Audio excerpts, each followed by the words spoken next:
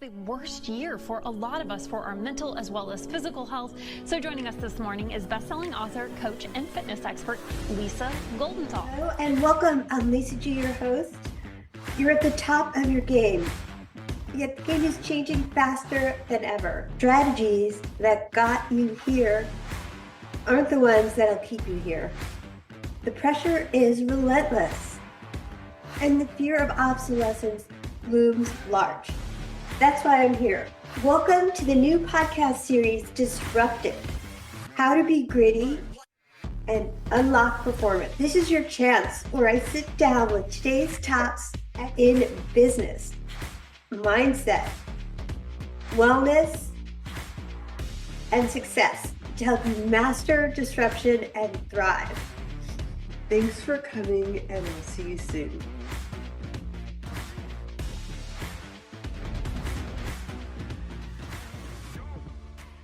He's an internet entrepreneur and former professional dancer for T-Pain. He's become a leading figure in the online marketing world with over 1.7 million followers on social media. His journey to success took an unconventional turn during the pandemic when he lived in a van and traveled across the US, documenting his experiences and showcasing how he was making upwards of $100K per month online and how wealth and minimalism can coexist. He's the founder of Brambify and BrambilaMethod.com, the author of the upcoming book, Start Thinking Rich. Welcome to the podcast, Adrian Brambila. Awesome. Thank you so much for having me, Lisa. It's awesome to be here. I'm so thrilled. I love your story. I read the backstory. We got a chance a little bit before the show, and I want to go into, everybody wants to know this. How can we start thinking rich? For sure. Well, I think in our world today, especially with the media and it's election year too, we get a lot of noise, especially when it comes about money. Money is actually a pretty taboo subject. I don't know if you grew up talking about money, but most people don't. And also most people aren't born rich. We don't usually, even though there's one of the most popular books is Millionaire Next Door, we don't really know many millionaires. And so getting access to how the rich think about money, which is different than pretty much everyone else, is hard. So how are we supposed to know what to do with money? What's the right way when we think about investing? How do we actually become financially free, which I think the best definition actually has nothing to do with stuff or things that you own. It has to do with, hey, today I woke up and I can control every hour of my day based on how I want. I can choose to do this. I can choose to do that. I can choose where to go, wherever I'd like. That's financial freedom. And that's what I would love to gift to people through my new book, Start Thinking Rich. But how to get there, I think that's what we have to talk about because it's not common sense. Well, I love being able to control your time because time obviously is money, and that is freedom compared to, let's say, working for someone else, having to check your hours and clock in. So that, I love your definition of financial freedom. So why don't we get into some of your nitty gritty of how can we optimize for our time? Yeah, I think that when it comes to trying to achieve financial freedom, a mistake that most people make is that they're not investing in themselves first. And by the way, I don't mean like buying a self-help book or a course. I mean literally investing every dollar that you make. Are you automating a portion of that for your future yourself? So and if you work at a 9 to 5, this is the best thing that they give you is like a 401k. A Roth IRA is another retirement vehicle, or just investing. And so here's a problem because we're emotional creatures and not robots. If you're not doing it automatically, that means every month or when you would like to invest, you have to consciously make a decision. And you might check out the stock market and it might be at all-time high. And so you might think, I'm going to wait until it's a little bit lower and then I'll put some money in. Or you might look at the stock market and it's at an all-time low. And you're like, ooh, what if it could go down lower? I don't think I'm going to invest because we're emotional creatures. No one has the stomach to be like, you know what, I'm going to do this because in 30 years from now, I know it's going to be higher than it is today. Because we're emotional creatures, we need to automate this. And that's the very first step to eventually own your time, because eventually when you start automating it, that money starts growing and compounding. And eventually you have enough money that is making money that covers your entire cost of living. And that's essentially one of a huge milestone for financial freedom. And the problem that people get stuck in is let's say you want to buy the next PS5 or go on a $600 vacation. The price is pretty much the same. And you make $60 an hour. So right now, how you get there is you think, you know what? Okay, $60 an hour. I need to make 600 and then I can pay for it. So I need to work 10 hours in order for me to either buy this PS5 or take this trip. But rich people don't think like that. They don't want to ever trade their time for anything. Instead, someone that has a rich mindset will say, okay, I want to go on a $600 vacation or be able to buy a PS5 every month. So here's what I'm going to do. Instead of trading my active working hour time, I'm going to invest in something that pays me $600 a month. And that way I can go on vacation every single month and my investments are paying for that lifestyle. And I think that's the biggest difference between, like, I would say like a middle class mindset and they're trading time. So everything is expensive when you have to trade your time for it versus a rich mindset is investing that money and waiting and letting that accumulate, then it pays for your lifestyle. That's a great distinction. I love that because obviously what got you here isn't going to get you there if you're caught up in that fear, lack, scarcity mindset where, like I can't afford it. I have to save up for it. I have to work hard for it. I have to hustle nonstop, no sleep for me. So obviously, if we want to grow rich, like the book Think and Grow Rich, with your Thinking Rich book, we need to think differently. Is that correct? Absolutely. I think some of the things you mentioned too, I love in your path to, I would say getting to financial freedom. And notice I never say a number, getting to 10K or 100K, because the number doesn't actually matter. It's because everyone's like dream life that what you need to make and basically have money make, it's all of our answers will be different. I lived in a van for a year. I was super happy. I didn't own anything. And if I like, that year I saved and invested 95% of the money I made. And that year I made over $1 million. So it just really fast tracked my path. And I want to make sure when I say that, it's not like, well, I gotta listen to this guy's advice and now I have to live in a van in order for me to make this work. No, it's not, that's not the case. But No. it just goes to Thank show like working hard and sacrificing are certain things you can do, but you don't always have to do these things. Like, I think you need to find ways right now today to reward yourself in a way that this is going to be something that you do even if you do have financial freedom. My example is like, I love drinking coffee outside. I love going to coffee shops, and a lot of money books kind of tend to attack your $7 cappuccino that you get. It's Right. like, well, if you didn't do that and then you invested that $7 would be $1 million one day. And I think no matter how much money I make, that brings me joy. And so I think you need to find ways where you can do that. Otherwise, like my parents, for example, they're 62 and they still operate from a standpoint of like survival, like they were 40 years ago. And now they actually struggle spending money. Like they're like, even though they should. And so it's impossible for us to flip a switch and then all of a sudden become a spender. So you do need to find things today that you enjoy spending money, that do bring you fulfillment, that also are in line with your financial freedom goals. I love the way that you include joy in your financial freedom goals because if anyone ever started with me on taking away my coffee, it wouldn't be a very long conversation. I'd be like, see ya. So, well, I want to talk about some of the ways that you help people make money, like affiliate marketing. Can we get into the affiliate and social media marketing aspect of, let's say we want to remove ourselves from the equation of trading time for money?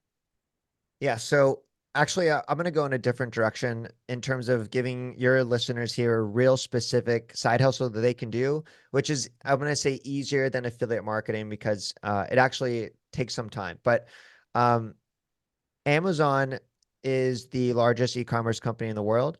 Yes. And if you maybe have noticed this when you next time you shop on Amazon or even today, hop on Amazon, and you might notice that on the products, there's actually so let's say you're buying this Yeti that I'm holding right here, you might notice that there's an official picture from Yeti, and then maybe there's someone like an official professional photographer, like just a product one, and then someone like on a hike that has a Yeti. But then if you keep scrolling, there might be just a regular average Joe talking about his Yeti. He says, "Hey, this is my Yeti. Yep, I had it for 6 months, and it's a great Yeti." And they knock on it, and it's great. And you'll notice that like this is not from officially the Yeti company. It's a regular person like me and you listening to this, and they've created this video. And so what Amazon learned is that that raw, unedited, unprofessional video, which is like almost like a testimonial of someone's experience of this product, helps people trust and buy this product more. And so Wow. Amazon is now paying regular people to create these product reviews. And this is a business model that's called UGC, user generated content. And so I have stay-at-home moms that are making like $5,000 a month that I've taught this. And I can't give you the whole workshop. This is a super short podcast, unfortunately. But what I will just tell you is this: if you have a phone with a camera, can point it at object, and you happen to shop on Amazon, you can make reviews of everything in your house. You can upload them. And if you're sitting on potentially like 200 to 300 products, I had 500. I'm not really proud of that. But that could pay you between $1,000 and $3,000 a month. And the best part is you don't have to tell people or your friends, "Hey guys, go buy this Yeti or click here." Because it actually goes and uploads to Amazon almost like YouTube. And then when someone watches your video and then they buy, you get credit. So if you're interested in that, that's real value. And all you have to do is go to Google and search Amazon influencer program, and then that should lead you on the right path. I love that. That is great advice for a friend I'm thinking of. Like, okay, do it. That's awesome. I want to ask you, you talked about how the rich think, but how do they actually invest where there is the most possible obvious profit and the least possible risk? Or how would I start investing like a rich person? Yeah, I think the how the rich invest is not common sense actually. And so my co-author in my book, Start Thinking Rich, his name's Dr. Brad Klontz. And what's really cool about him is he's the leading expert in the study of millionaires. So he publishes a lot of studies. Like one incredible stat is that 80% of millionaires are self-made. So they did not inherit their worth. That's actually a great stat. That means we can do this. We can make it happen. And how they invest, this is where, oh my gosh, I've had so many conversations. Actually, I flew first class yesterday. I was flying from a speaking gig, and the guy sitting next to me, we started talking. I told about my book, and I said the word investment. And when I say the word investment, it's usually not the same as what the other person says. He started talking to me about how his family, they invest in like stallions and horses that turn into race horses. And to me, this is not investing. This is called gambling. Or like in the financial world, we call this speculative investment. That's like really high risk stuff.